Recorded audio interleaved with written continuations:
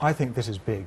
I think that although there's nothing much in this report that is not familiar to those of us who've watched North Korea for a while, the fact that the Commission of Inquiry have produced a report of such detail and such substance, and of course put it out on United Nations paper, really does change the game. What shocks you most? Do you know, although I must have read dozens and dozens of reports of what goes on inside North Korean concentration camps, even now the horrors still tug at my heartstrings. I don't think this question so much of what shocks me, but what really moves me is the human voices that come through in these reports, the people that are involved. It's so easy to talk about North Korea just as a kind of geopolitical entity. There are 22 million people in there, and we need to think about them too. Were you aware of this level of oppression and horror when you were the ambassador? Yes, I was, but mostly from outside sources. To find this kind of information within North Korea is extremely difficult. Not surprisingly, the North Korean regime goes to great lengths to make sure that resident foreigners in Pyongyang don't get to see the concentration camps. So, what next? What can be done? Well, the report itself suggests two possible ways forward. One would be to refer North Korea to the International Criminal Court, the ICC. As it points out, this has the advantage of proper procedures laid down. It does mean that anything that happened before 2002 is exempt, because that is the starting point from which the ICC is allowed to consider evidence. That would be one option. Is that going to happen? Seriously? We just don't know.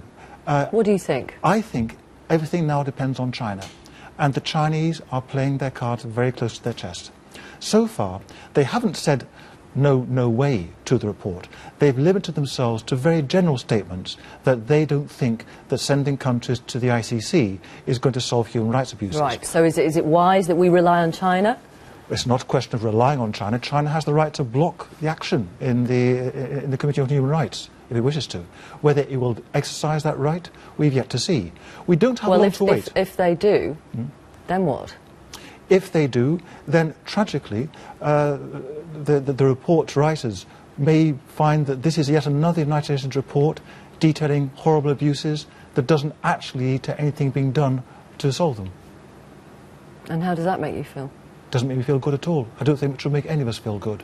The report makes harrowing reading. I think anybody who reads this report will be desperate to see real change in North Korea, and it would be a tragedy if action on the report is blocked. Do you think comparisons with Nazi Germany are appropriate? Yes. They're actually drawn by the North Koreans themselves. Kim Jong-il, Kim Jong-un's father, was a great fan of Hitler, and parts of the North Korean party discipline book are actually just copied from the Nazis' internal literature. So the parallels are direct. The difference, of course, as Michael Kirby, the chair of the inquiry, pointed out, was that at the end of the Second World War, we all said, if only we'd known, and as he pointed out today, well, we do know about North Korea, so there should be no excuse. That's right. On the other hand, we knew quite a lot about what was going on inside Nazi Germany. Not all of it, but quite a lot during the Second World War. But you couldn't actually solve these problems until Nazi Germany collapsed. Now, it may be that the only way we are going to get things to change in North Korea is what they call in politics a sharp discontinuity in North Korea. A sudden end, a collapse, an invasion, a war, who knows. But whichever way it goes is likely to be messy, and I have this sinking feeling that a lot of people are going to get hurt.